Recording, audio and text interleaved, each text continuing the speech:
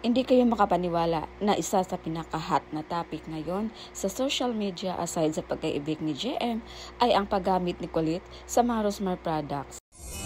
Am I really that much? Breaking these feels down. Am I?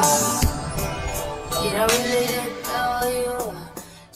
So yun na guys, kung na-surprise si Madam Rosmar Tan pamulaklakin dahil user niya pala si Kulit sa kanyang Rosmar products, mas na-surprise ang mga netizens dahil tinulungan pala ni Madam Rosmar si Kulit para ma-save. Tutulungan niya si Kulit hanggang sa big night. Lahat ng bumili ng Kagayako soap na siyang ginamit ni Kulit sa link na binaba ni Rosmar ay mapupunta ito para i-vote kay Kulit sa final night ng Pinoy Big Brother.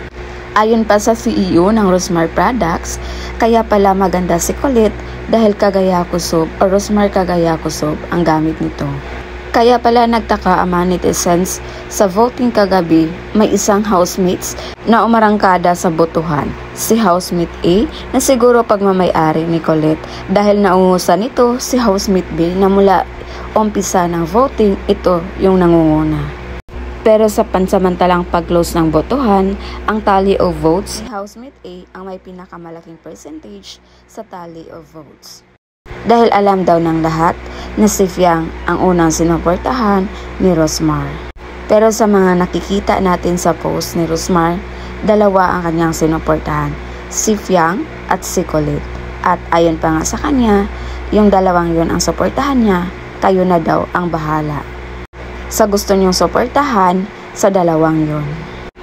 Pero sa kabila ng sinabi ni Rosmar na tulungan niya sina Kulit at Fiang, hindi pa rin nawala yung mga bashers. Naayon pa dito, ayos daw si Rosmar dahil ginamit na naman si Kulit for the views or para kumita sa kanyang mga products. Yung point of view natin guys is hindi naman siguro masama yung intention ni Rosmar dahil nakita niya naman na totoong gumamit ng kanyang products si Kulit. Kaya hindi kasalanan na naging parang promotion na ng products ni Rosmar si Kulit dahil hindi pa naman nag-umpisa or hindi pa man natin nakilala si Kulit sa Pinoy Big Brother, talagang user na siya ng Rosmar products. Kaya hindi masama na tulungan ni Rosmar si Kulit sa big night dahil nakatulong din ito sa kanyang mga products.